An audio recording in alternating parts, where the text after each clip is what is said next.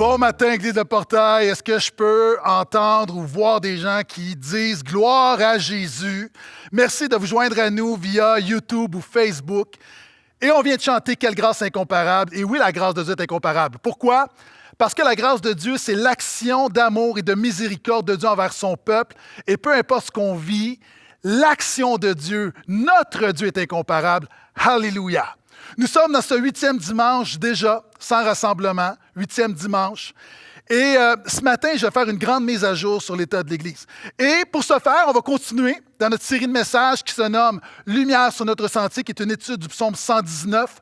Pourquoi « Lumière sur notre sentier » ? Parce que le psaume 119, le verset 105, dit que « Ta parole est une lampe à mes pieds, une lumière sur mon sentier. » Et alors que nous faisons face à l'inconnu, au chaos et aux ténèbres, l'Église déclare que Dieu est la lumière sur notre sentier. Maintenant, le psaume 119 est le psaume, je te rappelle que c'est le psaume le plus long, 176 versets. C'est le psaume qui reflète l'expérience du croyant. C'est un mélange de prière, de louange, de sagesse. Je ne sais pas pour toi, mais je veux que ma vie soit un mélange de prière, de louange et de sagesse, de parole de Dieu. C'est un psaume alphabétique. Donc, on l'a vu, 176 versets séparés en 8 sections de 8 versets. Et on dit un psaume alphabétique parce que le psaume a été écrit à l'origine en hébreu. En hébreu, il y a 22 lettres et chacune des versets, des sections commence par une lettre de l'alphabet hébreu. Donc, c'est comme si les premiers 8 versets commençaient par A. À Dieu soit la gloire. Alléluia. Et on continue. Les 8 qui suivent par B, et etc. Donc, béni soit Dieu. Et on continue. Maintenant, 22 sections, 22 vérités très, très profondes sur la vie chrétienne. Et non seulement la vie chrétienne en général.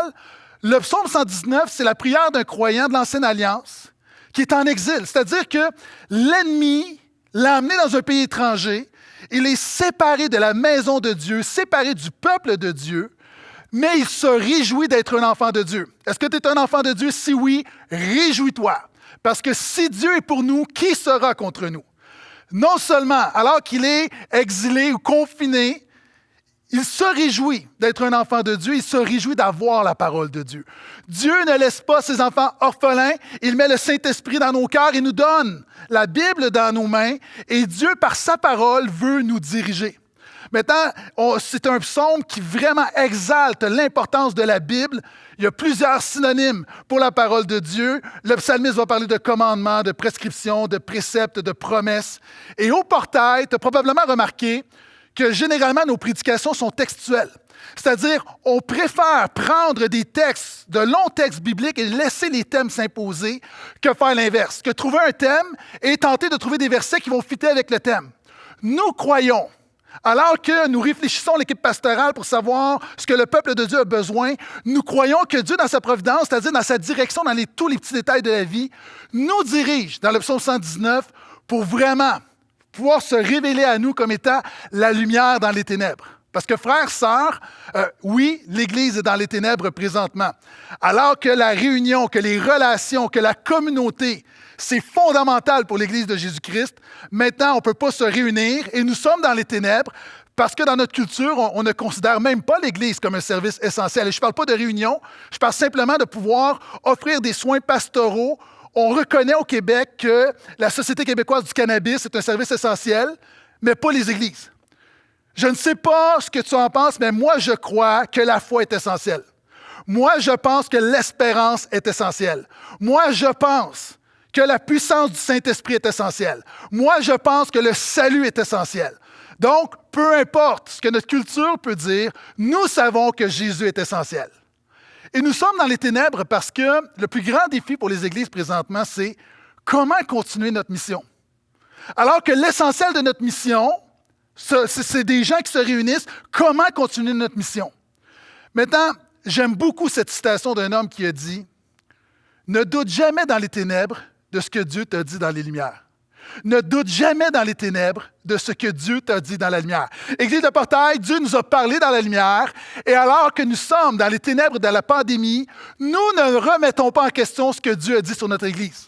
Alors que Jésus a dit « Allez, faites de toutes les nations des disciples », nous croyons que notre mission n'est pas en confinement. Nous croyons que la mission de faire des disciples n'est pas en confinement. Au contraire, notre mission n'est pas en confinement, elle est en développement. Et c'est ce que j'aimerais te parler ce matin. Cette semaine, l'équipe pastorale a passé plusieurs heures en sous-comité, l'ensemble de l'équipe réunie pour discuter, réfléchir, challenger, prier ensemble. Comment faire des disciples alors qu'on ne peut pas faire de réunion?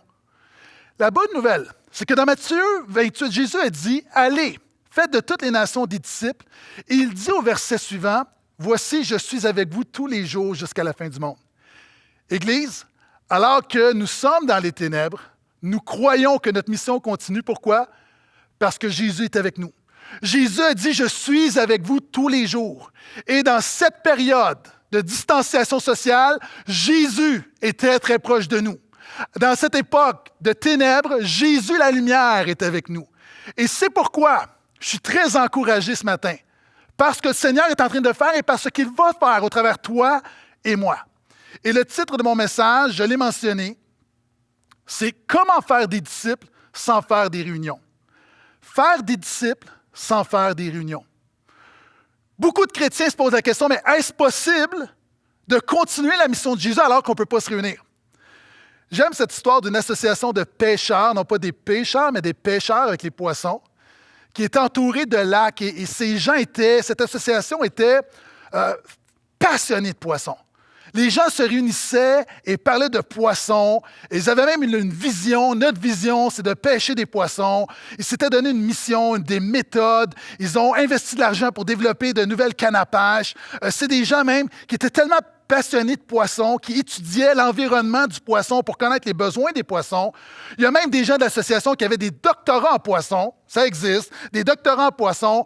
Ces gens étaient tellement passionnés par la pêche qu'il y avait des conférences sur les poissons, sur la pêche.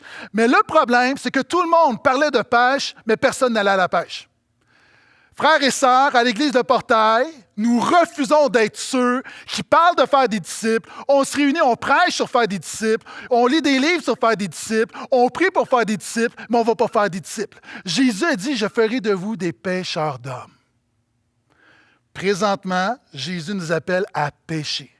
Jésus a dit « Je ferai de vous des pêcheurs d'hommes ». Frères, sœurs, dis à quelqu'un à côté de toi « Arrête de pécher et commence à pêcher ». C'est important de bien articuler. Arrête, cesse de pécher et commence à pêcher. Réalisons, Église, que la mission est devant nous, que présentement, il y a une opportunité où le Seigneur, par sa grâce, veut attirer de nombreuses personnes à lui. Si tu es d'accord avec moi, dis un grand Amen. Et la bonne nouvelle, c'est que le but de l'Église n'a jamais été de faire des réunions. Je répète que c'est fondamental, les réunions de l'Église. Mais le but n'a jamais été de faire des réunions. Le but a toujours été de faire des disciples. Il est possible de faire des réunions pendant des années sans jamais faire des disciples. Présentement, Dieu, dans sa grâce, nous donne l'opportunité de faire des disciples. Le but de faire des réunions centrées sur Jésus, comme on le fait au Portail. Quel est notre but de faire des réunions centrées sur Jésus? C'est d'équiper les chrétiens à faire des disciples de Jésus. Maintenant, les réunions ont cessé, mais la mission continue.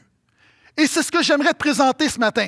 Comment la mission de l'Église Le Portail va continuer dans les prochains jours, dans les prochaines semaines, dans les prochains mois.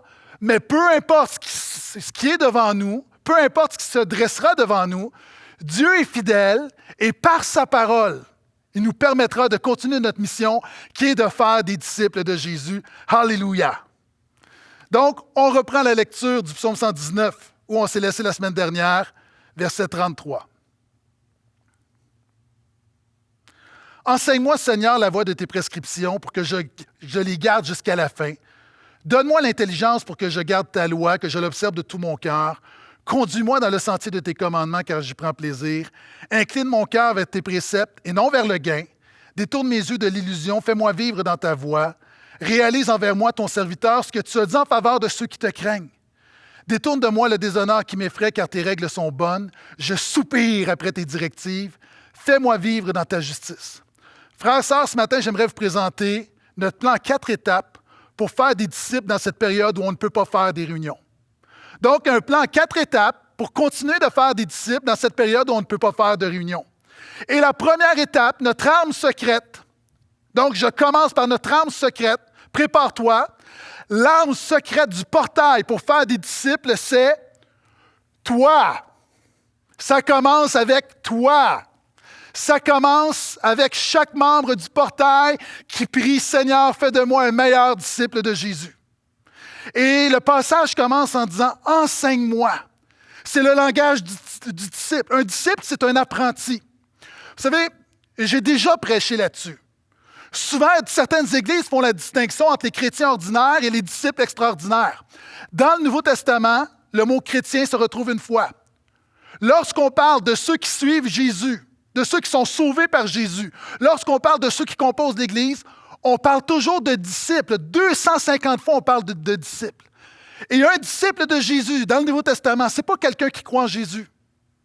Je l'ai souvent dit, croire en Dieu, c'est facile. Jacques va dire, tu crois qu'il y a un seul Dieu, tu fais bien, les démons aussi le croient, ils tremblent. Non, ce n'est pas de ça qu'on a besoin. Nous n'avons pas besoin de plus de gens qui croient simplement en Dieu. Nous avons besoin de gens qui suivent Jésus, qui font comme Jésus, qui parlent comme Jésus, qui pensent comme Jésus, qui ressemblent à Jésus. Nous avons besoin de disciples de Jésus qui sont des imitateurs de Jésus. Et ça, c'est la clé du portail. Si tu fais cette prière durant cette période, « Seigneur, fais de moi un meilleur disciple de Jésus », c'est le fondement de ce que Dieu veut faire au travers de notre Église pendant cette période. Vous savez, nous sommes appelés à être des imitateurs de Jésus. L'être humain, fondamentalement, est un imitateur. Regarde un enfant, il va imiter ses parents. Présentement, lorsque j'arrive dans un commerce, si les gens font la file, je vais imiter tout le monde, je vais faire la file. Et je regarde la distance entre chaque personne et je fais exactement la même chose. Pourquoi? Parce que l'être humain, fondamentalement, est un imitateur. Pourquoi Dieu te fait comme ça? Pour que tu puisses imiter Jésus-Christ. Le psalmiste dit, « Enseigne-moi. » Il dit, « Enseigne-moi quoi? » La voie de tes prescriptions. C'est intéressant parce que la voie, c'est le nom qu'on donnait au christianisme à l'origine. Le nom le plus ancien, pour ce que toi et moi, on vit, on expérimente. Tu regardes les Actes des Apôtres, on parlait de la voie. On parlait du christianisme, on parlait de l'Évangile comme étant la voie. Et c'est intéressant parce que des centaines d'années auparavant, inspiré par le Saint-Esprit, le psalmiste, qui est un disciple, dit « Seigneur, enseigne-moi la voie. Enseigne-moi la voie de Jésus. Enseigne-moi comment tout a toujours rapport avec Jésus. » Pourquoi on appelait les disciples de Jésus ceux qui étaient dans la voie? Parce que la Bible dit « Étroit est le chemin qui mène à la vie, mais large le chemin qui mène à la perdition. » La Bible dit que ton style de vie est un chemin, est une voie. Et la Bible dit que Jésus est le chemin, la vérité et la vie. C'est-à-dire que le style de vie du chrétien, c'est un style de vie qui ressemble à Jésus. Et le psalmiste dit, « Seigneur, enseigne-moi ta voie. Apprends-moi comment tout a toujours rapport avec Jésus dans ma vie. Enseigne-moi comment ma vie a rapport avec Jésus. Enseigne-moi comment ma mort aura rapport avec Jésus. Enseigne-moi comment mon couple a rapport avec Jésus. Enseigne-moi comment ma famille a rapport avec Jésus. Enseigne-moi comment ma carrière a rapport avec Jésus. » Le chrétien, le disciple de Jésus, c'est celui qui dit « Enseigne-moi comment mes finances ont rapport avec Jésus. Comment mes épreuves ont rapport avec Jésus. Comment mon caractère a toujours rapport avec Jésus. Enseigne-moi comment le confinement présentement a rapport avec Jésus. » Frère, sœur, la clé, commence à prier, « Seigneur, enseigne-moi tes voies pour que je les garde jusqu'à la fin. » Nous ne sommes pas de ceux qui suivent Jésus pour un temps seulement. Nous voulons suivre Jésus jusqu'au bout. Est-ce que je peux entendre amen à ça? Le Seigneur a dit, « Celui qui persévérera jusqu'à la fin sera sauvé. » Ça veut dire que lorsque tu as vraiment goûté Jésus, tu veux et tu vas persévérer jusqu'au bout. Parce que à quel autre tu vas aller? Il n'y a rien d'autre que Jésus pour toi. Ça ne veut pas dire que ta foi ne va pas vaciller. Ça ne veut pas dire que quelquefois tu ne vas pas reculer. Ça veut juste dire que tu reconnais qu'il n'y a rien de plus beau, de plus bon et de plus grand que Jésus. Un disciple de Jésus, c'est ça. C'est quelqu'un qui dit « Je garde tes commandements jusqu'à la fin. » Maintenant, il y a des gens, peut-être, tu visionnes cette vidéo et tu te poses la question « Mais est-ce que je suis un disciple de Jésus? » Je vais être clair.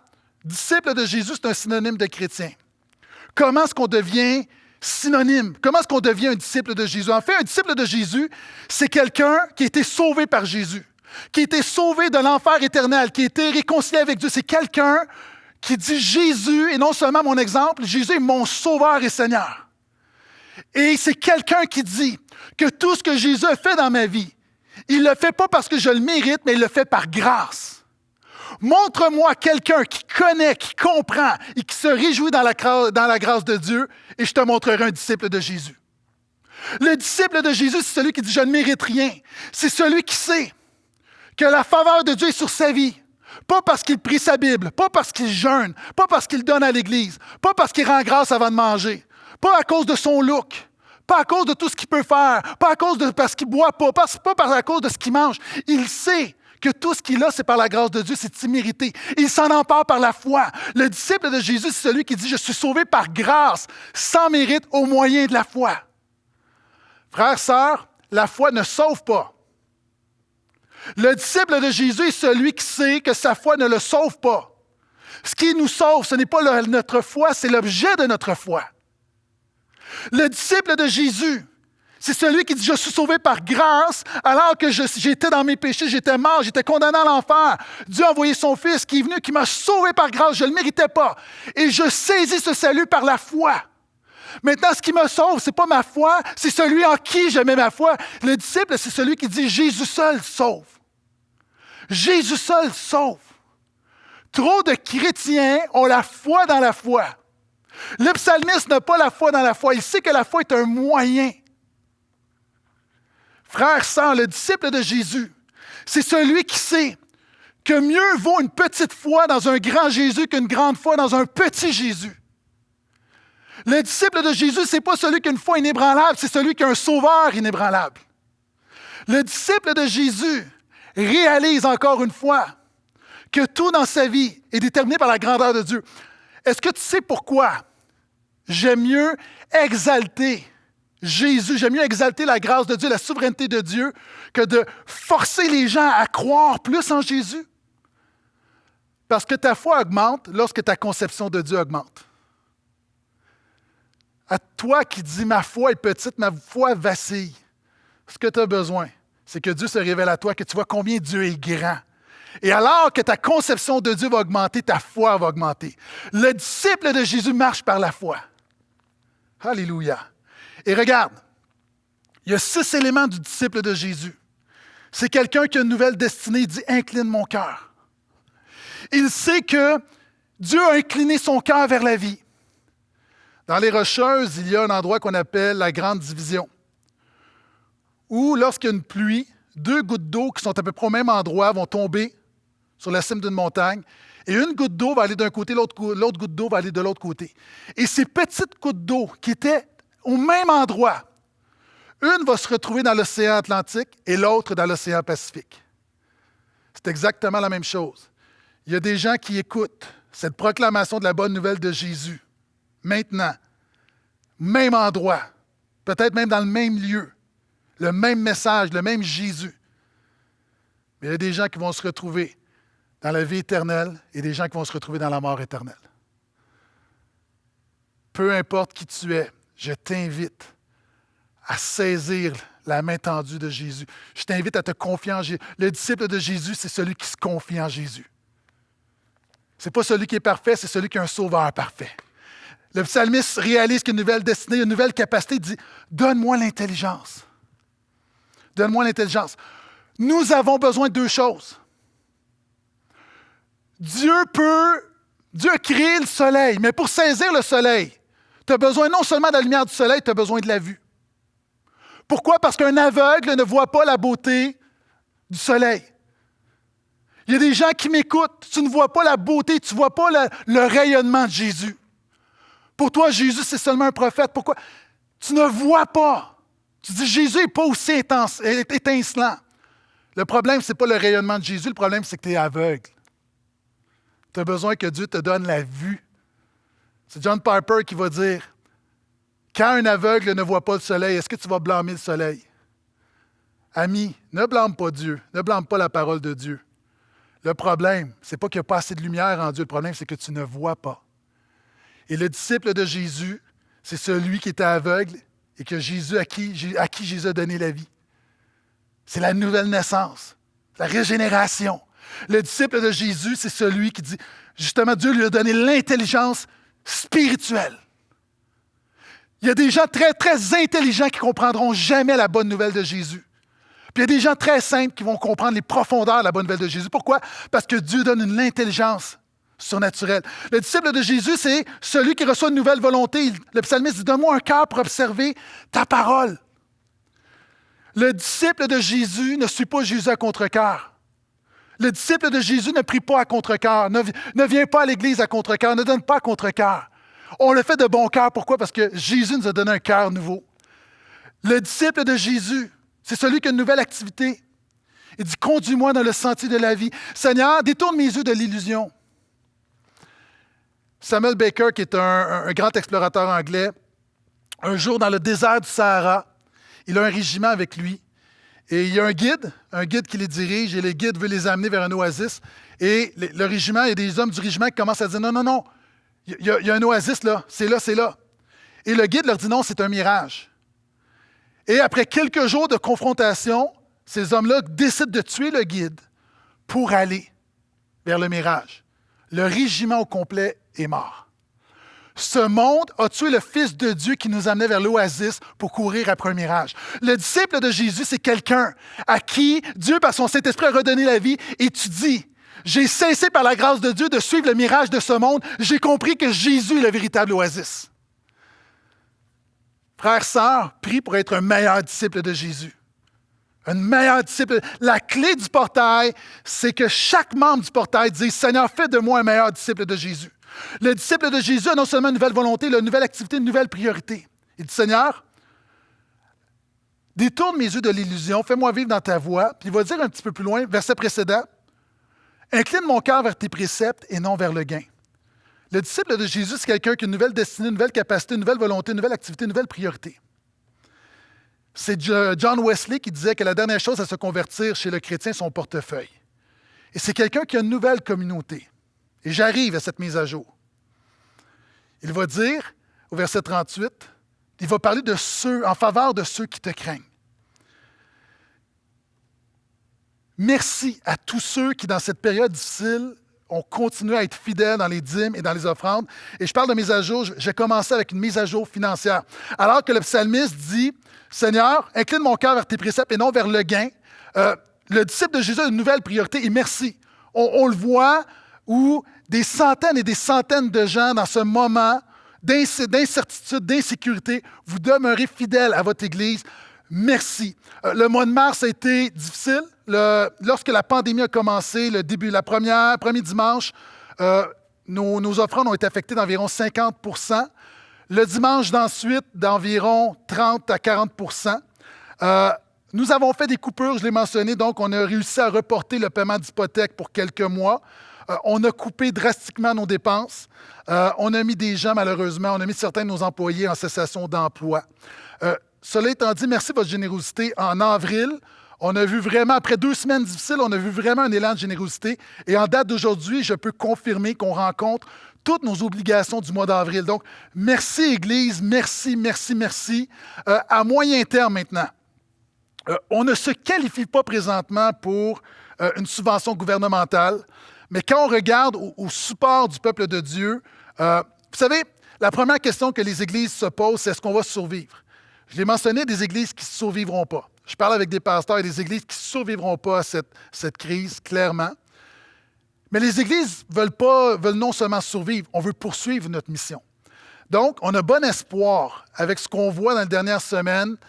On ne sait pas combien de temps ça va durer, mais encore une fois, on a bon espoir de pouvoir passer au travers de la crise, de pouvoir non seulement, Église de Portail, par la grâce de Dieu, nous allons survivre, et même nous allons être en mesure de poursuivre notre mission dans le contexte actuel, avec des coupures, mais simplement vous dire merci. Merci à tous ceux qui donnent généreusement, fidèlement. C'est un grand, grand, grand encouragement. Vous savez, au Portail, on parle d'argent comme les autres sujets, mais on n'en parle pas trop. On ne veut pas mettre de la pression, on ne veut pas condamner les gens. On pense que ce n'est pas la manière de fonctionner. On pense que Dieu aime ceux qui donnent avec joie et qu'on veut que ça soit un élan du cœur. Et on voit un élan du cœur. Et en tant que pasteur, je veux juste vous dire, j'ai beaucoup de problèmes, j'ai beaucoup de pression, Mais dans les dernières semaines, la pression financière a été relâchée par la générosité du peuple de Dieu. Donc, merci. Et on espère que ça va continuer comme ça.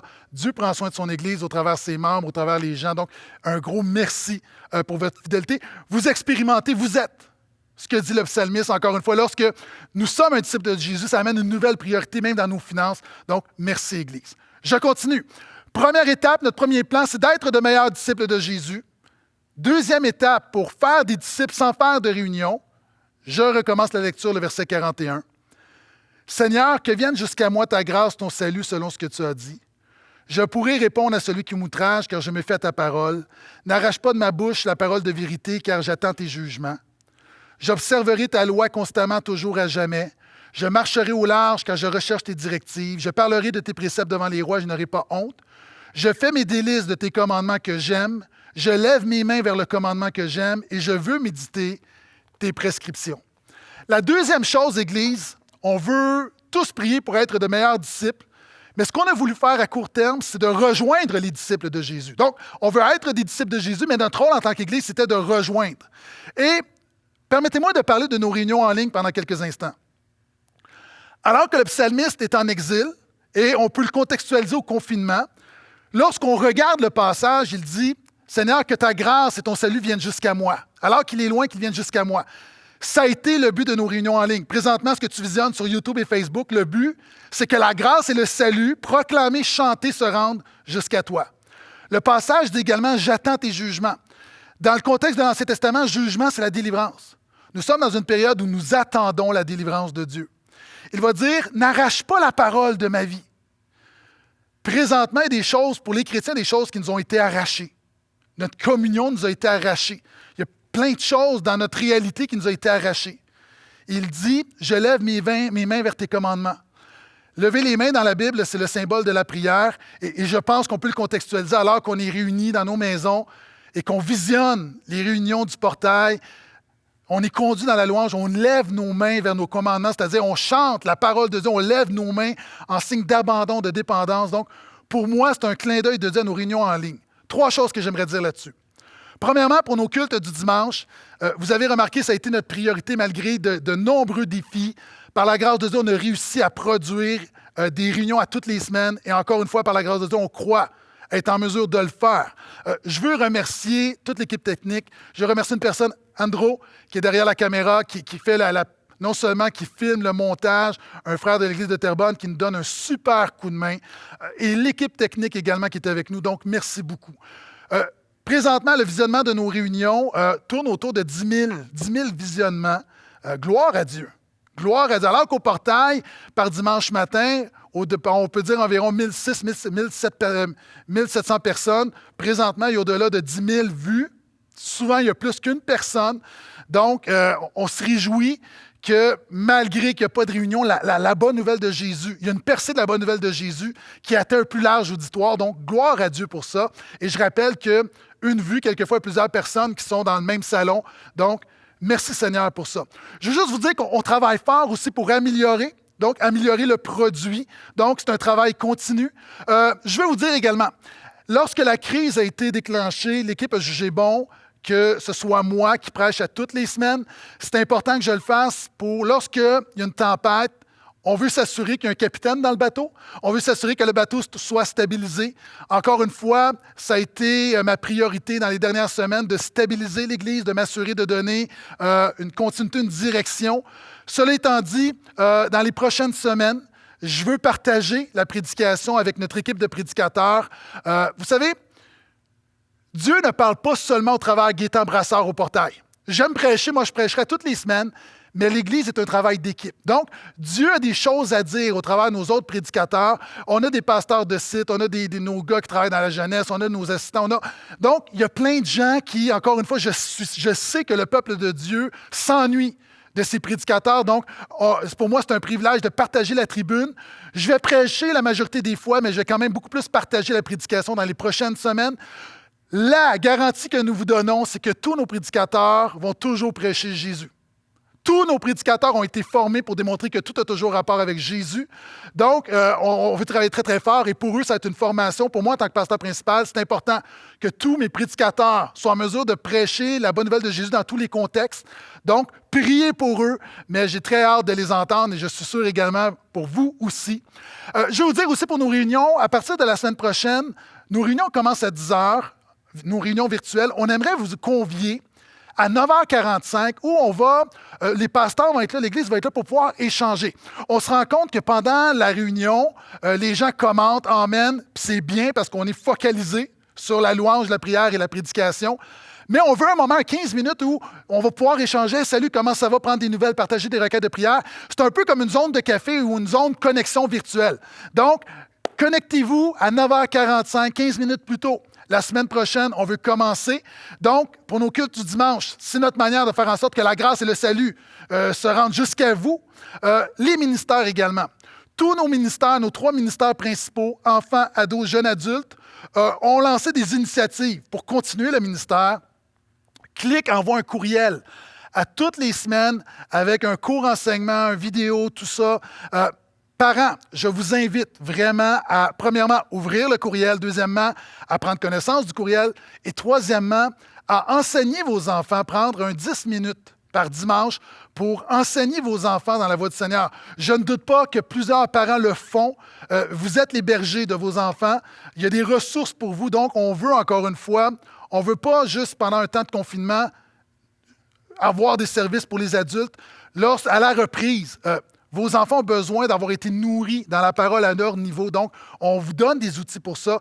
On a besoin de vous. Les enfants ne peuvent pas se connecter sur Facebook. Donc, on dépend des parents. En fait, on ne dépend pas. C'est-à-dire, vous êtes le canal de communication. Donc, s'il vous plaît, parents, prenez votre rôle à cœur, votre rôle de leader spirituel. On veut être couvrier avec vous. Donc, c'est vraiment important.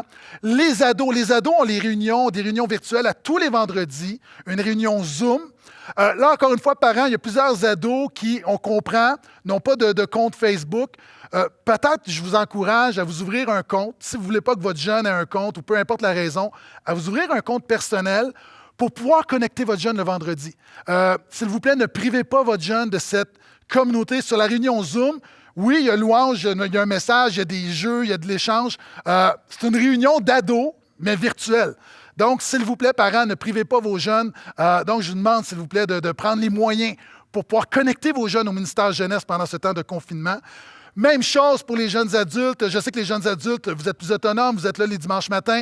Il y a un ministère jeunesse le vendredi. Là aussi, il y a un Facebook Live à tous les vendredis avec un message pour les jeunes adultes. On vous invite, belle occasion d'inviter des amis. La même chose, il y a une communauté qui est là. Au-delà de la prédication, il y a une communauté. Donc, quand on parle de rejoindre les disciples de Jésus, c'est ce qu'on fait. Et troisièmement, on a aussi un plan de communication. Je vous rappelle qu'à toutes les semaines, on envoie une lettre de nouvelles. On l'envoie à tous, non seulement à nos membres. Donc, si vous désirez recevoir cette lettre de nouvelles, simplement nous contacter à info@Église Le Portail. Également, vous pouvez nous suivre sur Facebook. Il y a plusieurs pages importantes. Premièrement, il y a la page de l'Église. Donc, allez sur Facebook, Église Le Portail, dites « J'aime », suivez-nous. Je vous encourage également, je l'ai à peu près jamais fait, à suivre ma page publique. Donc, Pasteur Gaétan Brassard, à tous les jours, je mets des portions d'enseignement christocentriques. Je démontre que tout a toujours rapport avec Jésus. Donc, vous pouvez suivre ma page également. On a la page aussi de nos ministères, notre ministère d'ados Accès. On a une page pour notre ministère de jeunes adultes. Le Centre d'aide Portail a une page également. Tous nos pasteurs ont une page. Donc, je vous invite, si vous êtes sur les réseaux sociaux, à faire le tour parce qu'il y a beaucoup, beaucoup d'informations et de ressources qui sont communiquées via nos pages respectives. Est-ce que je peux entendre amen? OK, troisième étape à notre plan de développement pour faire des disciples. Et là, j'ai plusieurs bonnes nouvelles, encore une fois. Verset 49. Souviens-toi de ta parole à ma faveur, puisque tu m'as donné l'espérance à moi, ton serviteur. C'est ma consolation dans mon affliction. Ce que tu m'as dit me fait vivre. Des gens arrogants me traitent avec insolence. Je ne dévie pas de ta loi. Je me souviens de tes jugements d'autrefois, Seigneur, et je me console. Une vive ardeur me saisit à cause des méchants qui abandonnent ta loi. Tes prescriptions sont le sujet de mes psaumes. Dans la maison où je séjourne en immigré. La nuit, je me rappelle ton nom, Seigneur, et j'observe ta loi. C'est là ce qui m'est propre, car je garde tes directives. Premièrement, on veut être des disciples de Jésus. Deuxièmement, nous voulons rejoindre les disciples de Jésus. Mais à partir de maintenant, dans le confinement, nous voulons développer les disciples de Jésus. Le psalmiste commence en disant, « Seigneur, souviens-toi de la parole que tu as dite en ma faveur. » En tant que pasteur, ma prière, c'est, « Seigneur, tu nous as dirigés en tant qu'Église à prier pour implanter 10 sites et former 10 000 disciples de Jésus. Je ne crois pas qu'un virus remette en question ce que tu nous as dit. Seigneur, en tant qu'Église, nous avons formé des pasteurs qui vont prêcher Jésus. Nous allons recommencer dans les jours qui viennent nos groupes de mentorat. Nous ciblons une vingtaine de jeunes ouvriers. Pour la première fois, on va commencer même avec des ouvrières, avec un groupe de femmes. Pendant cette période, nous voulons continuer à former des jeunes hommes, des jeunes femmes à suivre Jésus, à être des leaders spirituels. Donc, la mission continue. Il dit, « Je me souviens de tes jugements d'autrefois. » Église, permets-moi de te rappeler qu'on a développé un système pour faire des disciples au portail. C'est l'acrostiche disciple. Un disciple, c'est quelqu'un qui décide de suivre Jésus. I, c'est quelqu'un qui s'immerge, c'est le baptême pour Jésus. C, c'est quelqu'un qui sert. S, c'est quelqu'un qui sert. C, c'est quelqu'un qui connecte avec les autres. On parle de la communauté. I, c'est quelqu'un qui invite à la foi, c'est la dimension de l'évangélisation. P, un disciple de Jésus, c'est quelqu'un qui a une vie de prière, qui prie. L, qui lit, qui connaît, qui étudie la parole, qui a une bonne théologie. Et E, c'est quelqu'un qui s'engage envers l'Église. L'Église est comme un gym, est comme un centre d'entraînement où c'est pas parce que tu fais ça que tu es un disciple, mais quand tu es un disciple de Jésus, tu fais ces éléments-là pour développer ta foi, pour développer ta vie spirituelle. De la même manière que les gyms sont fermés, que plusieurs personnes s'entraînent à la maison, ce qu'on veut t'offrir, Église, alors que le centre d'entraînement spirituel est fermé, on veut t'offrir un centre d'entraînement à la maison. Si quelqu'un est à côté de toi, dis-lui, tu as besoin d'affermir tes muscles spirituels. Et le psalmiste dit, c'est ma consolation. Notre consolation, c'est que Jésus continue de bâtir son Église. Et regarde, vraiment un passage super important, le verset 54. Il dit, tes prescriptions sont le sujet de mes psaumes dans la maison où je séjourne en immigré. Maintenant, voici notre plan pour continuer, pour développer le caractère du disciple dans ta vie dans cette période de confinement. On repasse au travers de l'acrostiche disciple. Donc, premièrement, on veut regrouper nos gens qui ont décidé de suivre Jésus. Nous allons lancer dans les jours qui suivent des pages Facebook, des groupes Facebook pour l'ensemble de nos sites. Donc, il y aura un groupe pour Saint-Eustache, un groupe pour Terrebonne, un groupe pour Laval. Et le but, ça sera de pouvoir échanger des requêtes de prière, s'encourager. Ça va être un groupe fermé, ça veut dire on va faire la demande. On veut s'assurer que c'est des gens du portail, pas parce qu'on veut être exclusif, simplement parce qu'on veut vraiment revivre l'Église. Donc, on veut s'assurer que ce soit des gens qui sont là pour la communauté. On veut pas, c'est pas une page de ressources générales, c'est vraiment pour partager des besoins, pour s'encourager, pour s'édifier. Donc, on va le lancer très, très bientôt. On veut lancer également une page pour ceux qui sont en processus. Il y a des gens présentement qui reçoivent Jésus. Il y a des gens qui commencent à suivre Jésus puis qui n'ont jamais mis les pieds dans une église. On veut créer également quelque chose pour eux. Ils immergent. Tu dis, mais pasteur, qu'est-ce qu'on va faire pour le baptême? Il y a des gens qui sont ici. Tu suis Jésus, tu n'es pas passé encore dans les eaux du baptême. Je t'encourage à prendre la résolution de dire, dès la reprise, je me ferai baptiser au nom de Jésus. Dès la reprise, je mettrai ça en règle, je me ferai baptiser au nom de Jésus. Je continue. Sers. Notre manière de servir présentement dans la communauté, c'est au travers CAP, notre centre d'aide portail. Présentement, nous ne sommes pas loin d'une centaine de paniers par semaine. Merci, Église, encore une fois, pour votre générosité, des gens qui amènent des denrées. Peut-être une demande spéciale. Par réflexe, les gens apportent une épicerie, c'est-à-dire quelqu'un va prendre différents items, fait une épicerie et l'amène. Voici ce qui serait plus utile. Si vous voulez le faire comme ça va, mais voici ce qui est plus utile. Nous vous demandons d'apporter des items identiques. Au lieu d'apporter des boîtes de conserve de différents produits, peut-être acheter 20 boîtes de conserve d'un même produit. Si vous achetez du poulet, puis vous avez un budget de 30 $, mais achetez pour 30 $ de poulet. L'idée, c'est d'avoir le plus d'items identiques pour pouvoir faire des paniers variés, mais qui vont être à peu près similaires. Donc, ce serait notre besoin présentement pour réussir à avoir une certaine constance dans nos paniers. Mais merci encore de ce que vous faites, de votre générosité. Connect, bonne nouvelle. Bonne nouvelle, j'espère que j'ai ton attention. Nous relançons nos petits groupes en ligne. Dès cette semaine, nous relançons nos petits groupes en ligne. Il y a des gens, tu t'es jamais joint à un petit groupe, c'est le temps. Donc, nos groupes vont se réunir via Zoom, Messenger, ça va dépendre des leaders, ça va dépendre des groupes. Le format va être le même. Donc, on va se réunir, partager les besoins, prier ensemble, méditer autour de la parole de Dieu. Nous allons lancer une session de 2 mois pour mai et juin. Les groupes existants. Si vous êtes déjà dans un groupe, contactez votre leader. Les leaders ont été rencontrés. Il va y rencontrer virtuellement. Il va y avoir, on va convertir ces groupes en groupes virtuels.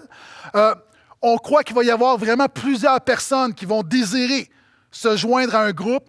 Je l'ai mentionné, si tu t'es jamais joint à un groupe du portail, tu fréquentes le portail, c'est le temps. C'est le temps. Tu as besoin de beaucoup plus que le dimanche matin. Tu as besoin d'une communauté. Prendre 1 heure à chaque semaine avec des chrétiens de ton Église pour s'encourager les uns les autres, se supporter les uns les autres. Donc, si vous voulez vous inscrire, vous pouvez le faire simplement en envoyant un courriel à petit groupe au pluriel, A commercial, Église le portail. Donc, petit avec un S, groupe avec un S, ensemble, A commercial, Église le portail. Vous pouvez vous inscrire et on lance dès cette semaine. Donc, ça va prendre quelques jours, mais nous lançons nos petits groupes, nous les relançons où les gens vont pouvoir se réunir à toutes les semaines. On va avoir également besoin de leaders. Si vous êtes membre du portail, si vous avez un leadership solide, vous êtes mature, on a besoin de vous. Je crois qu'on va avoir besoin de recruter, de former plusieurs leaders. On va le faire, donc on est là-dedans.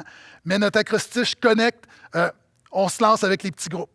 Invite, on veut continuer, tout ce qu'on fait est intentionnel, on partage toujours la bonne nouvelle de Jésus. On vous invite à partager ces messages. Si vous avez des témoignages de ce que Dieu fait dans votre vie, n'hésitez pas à nous écrire. OK, on veut partager plus de témoignages dans les semaines à venir. Il me reste 3 éléments, prie, lis et engage. Prie, nous allons avoir pour les membres une réunion de prière à toutes les 2 semaines en Zoom. Donc, pour ceux qui ne savent pas c'est quoi Zoom, c'est un lien qu'on t'envoie et ça devient comme une salle virtuelle.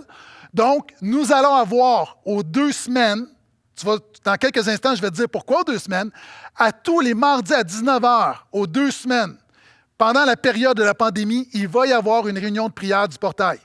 C'est pour les membres. Encore une fois, on a réfléchi à ce qu'on voulait le faire at large sur Facebook et on sent, il y a beaucoup de choses qu'on fait at large et on sent, tout le monde comprend c'est quoi le mot hébreu at large, donc grand public, mais on sent également qu'on doit s'investir dans la vie de nos membres. Donc, pour les réunions de prière, ça va être réservé aux membres. Nous allons envoyer le lien à nos membres. Et, une autre bonne nouvelle, nous allons lancer nos études bibliques en ligne de la même manière qu'il y a des réunions de prière aux 2 semaines. L'autre semaine, nous allons avoir des études bibliques. Donc, à tous les mardis à 19h, réunion de prière. L'autre semaine, études bibliques. L'autre semaine, réunion de prière. L'autre semaine, études bibliques sur Zoom pour les membres. Et je commence en mai l'étude biblique que je devais faire ce printemps sur la fin des temps et la fin des gens. Donc, je sais qu'il y a une demande pour les gens de l'extérieur de l'Église, mais on veut vraiment garder ça pour les membres du portail. Il y a une valeur ajoutée à être membre de l'Église. Donc, on veut vraiment prendre soin de nos gens, donner de la formation, de la prière. Donc, ça commence. On va vous donner les détails sur les réseaux sociaux, mais je commence une série sur l'eschatologie, la fin des temps et la fin des gens. Il arrive quoi? La vie après la mort sur Zoom. Ça commence très bientôt. Et finalement, dans notre comment développer des disciples au travers de notre acrostiche disciples, il y a le engage. Je parle de membres. Je veux rappeler à ceux peut-être qui sont moins familiers avec le concept de membre. La Bible dit que l'Église est le corps de Christ et que les chrétiens sont des membres. Un membre, c'est quoi? C'est quelqu'un qui s'engage envers son Église locale, qui s'engage à la soutenir, à prier, à servir. Et c'est quelqu'un que l'Église reconnaît comme étant véritablement un disciple de Jésus. L'Église ne dit pas que la personne elle est parfaite, c'est qu'on regarde le frère et la sœur et on dit « Nous reconnaissons que le fruit de la nouvelle naissance. » Simplement. Donc, nous ne croyons pas que le but de Jésus, c'est d'être un chrétien qui se promène d'église en église. Et c'est pourquoi le dernier élément, engage, est vraiment important. Nous avons fini nos appels au-delà de 1000 membres au portail. Je veux répéter quelque chose de très important. La Bible dit que les pasteurs auront à rendre compte pour leur troupeau. La dimension des membres, c'est pour savoir de qui est-ce que moi je vais rendre compte. Je vais rendre compte de qui? Je vais rendre compte des membres du portail. Je ne vais pas rendre compte des chrétiens des autres églises. Dieu me confie un troupeau. Dieu a confié un troupeau à notre équipe pastorale et on veut tellement s'occuper de ce troupeau qu'on a besoin de savoir qui est notre troupeau. Donc, c'est pourquoi on le veut avec les appels. On a appelé nos membres. Pourquoi? Parce qu'on a appelé les gens qui marchaient dans cette église. On ne peut pas appeler tous les chrétiens évangéliques du Québec. On prie pour nos membres. On prend soin de nos membres. Il y a des gens qui avaient fait une demande de membres avant la crise. Cette semaine, on relance le processus. On va faire des rencontres virtuelles. On va faire les entrevues virtuelles. Il y a des gens, si tu fréquentais le portail avant la pandémie, tu connais l'Église, tu peux faire une demande en ligne. Donc, on veut continuer le processus parce qu'on croit que c'est tellement important dans la vie du croyant d'être attaché à une Église locale qui, dans cette période, alors qu'on ne se réunit pas, la dernière chose qu'on veut, c'est qu'il n'y ait aucun lien avec l'Église locale. Donc, et on croit que le lien, c'est beaucoup plus qu'une réunion que tu visionnes dans ton salon. Il y a un attachement de cœur. Donc, c'est possible de le faire. Encore une fois, et soyez un peu patients, mais on relance la machine. Est-ce que je peux entendre Alléluia? Et je termine avec ceci. Donc, notre plan, comment faire des disciples sans faire de réunion?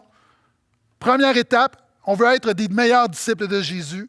Deuxième étape, on veut rejoindre les disciples de Jésus. Troisième étape, on veut développer les disciples de Jésus. Je t'ai présenté plusieurs initiatives pour les prochaines semaines. Et finalement, ce qui est vraiment important, c'est qu'on doit mobiliser les disciples de Jésus. Je ne lirai pas la section 57 à 64, mais va au verset 63 et 64. À la fin de cette section, il y a une grande vérité. Le psalmiste dit « Je suis le compagnon de tous ceux qui te craignent et de ceux qui observent tes directives. Seigneur, ta grâce remplit la terre. Apprends-moi tes prescriptions. » Nous voulons mobiliser nos membres, mobiliser les disciples de Jésus. Nous voulons mobiliser les chrétiens du portail. Alors que nous avons l'impression d'être immobilisés physiquement, nous voulons se mobiliser spirituellement. Vendredi, je lisais dans le journal que le fameux général canadien Roméo Dallaire disait que dans ce temps, on doit développer un langage militaire. Donc, lorsqu'on parle d'aller au front, on parle d'un ennemi invisible. Nous sommes en guerre. Il dit que la culture doit développer un langage militaire pour faire face à la pandémie. Église de Jésus, nous devons développer un langage militaire spirituel pour faire face à la pandémie. Et c'est pourquoi ce que nous voulons, c'est te mobiliser. Alors que nous sommes habitués de venir à l'Église et à recevoir, maintenant, nous ne pouvons plus venir à l'Église. Là où Dieu nous place, Dieu t'appelle à le servir, à être un disciple et à faire des disciples. Et alors que tu poses la question, mais tu parles de faire des disciples, mais c'est quoi faire des disciples? C'est simplement aider les gens autour de toi à mieux suivre Jésus. Un disciple de Jésus, c'est simplement quelqu'un qui suit Jésus. Faire des disciples, c'est simplement aider ton mari, aider ta femme, tes enfants, tes parents, tes voisins, aider les gens autour de toi, tes collègues, à simplement mieux suivre Jésus, à faire un pas pour Jésus. C'est seulement ça. Et présentement, c'est le temps idéal pour se mettre en action. Et je termine avec ceci. Il y avait une petite station de sauvetage dans un port. Et dans ce port, il y avait des tempêtes, la mer était tumultueuse. Et cette petite station de sauvetage, il y avait une petite équipe, 2-3 personnes qui allaient, lorsqu'il y avait un bateau qui était en danger, tout ça, on allait le sauver. Lorsqu'il y avait des naufrages, petite équipe. Et au fur et à mesure que le temps passait, l'équipe a grandi. Puis il y a des gens qui ont commencé à dire, on doit bâtir une plus grande station. Puis il y a des gens qui ont commencé à bâtir une plus grande station. Puis on a aménagé la station, puis on a acheté des bateaux pour être capable de sauver plus de gens. Et comme ça s'est développé. Puis là, il y a des gens qui commençaient à mettre de l'effort, à mettre de l'énergie. Et le temps avançait, et la station est devenue vraiment une belle station. Très, très belle station. Et un peu comme pour les poissons, les sauveteurs passaient plus de temps dans la station que sur la mer. Et il est possible d'être chrétien depuis 20 ans et de passer plus de temps dans l'Église que dans la mission. Alors que nous sommes forcés de ne plus être à l'Église, le véritable chrétien réalise que c'est un moment pour être en mission. Je t'encourage, je veux te mobiliser à profiter de cette occasion pour dire « Seigneur, fais de moi un meilleur disciple et apprends-moi à faire autour de moi des disciples. Je veux vivre plus Jésus, puis apprends-moi à aider les gens à mieux suivre Jésus. » S'il y a 1000 personnes qui m'écoutent ce matin, qui prennent à cœur la mission, qui disent On refuse de rester dans la station, mais nous allons aller là où Dieu nous place. Nous allons être un témoignage, nous allons être la lumière dans les ténèbres. On va partager l'espérance que nous avons en Jésus. Imagine l'impact. Et alors qu'on va revenir, alors qu'il y aura une reprise, parce qu'il y aura une reprise. Sais-tu quoi? Peut-être que des gens mal affermis, des gens qui venaient puis pas vraiment attachés à Jésus. Et peut-être que certaines personnes ne seront plus là. Mais j'ai la conviction qu'il y aura beaucoup de nouvelles personnes qui seront là parce que le Seigneur va avoir ajouté au travers de la pandémie, au travers de son Église. Donc, je veux te défier à prier et à dire, Seigneur, sers-toi de moi. Sers-toi de moi. Prions. Seigneur, merci encore une fois pour tous tes disciples, des disciples imparfaits, des disciples qui ont leurs défis, mais des hommes et des femmes qui te suivent. Seigneur, merci pour ton œuvre dans nos vies. Et Seigneur, donne-nous de faire des disciples. Seigneur, en tant qu'Église, donne-nous, au travers de cette période, et l'Église, ce n'est pas moi, l'Église, ce n'est pas le bâtiment, l'Église, c'est chacun d'entre nous. Sers-toi de nous pour sauver une foule nombreuse. Sers-toi de nous pour consoler. Sers-toi de nous pour guérir. Sers-toi de nous pour faire la mission. Seigneur, je veux briser, je prie Saint-Esprit, brise le mensonge satanique qui dit qu'alors que nous sommes en confinement, que notre spiritualité, que notre foi est en confinement. La mission n'est pas en confinement. Seigneur, je te prie pour un miracle. Je te prie pour le développement de l'œuvre de Jésus dans nos vies et le développement de notre Église à ta gloire et à ta gloire seule. Et ceux qui sont d'accord disent un grand Amen, Amen et Amen.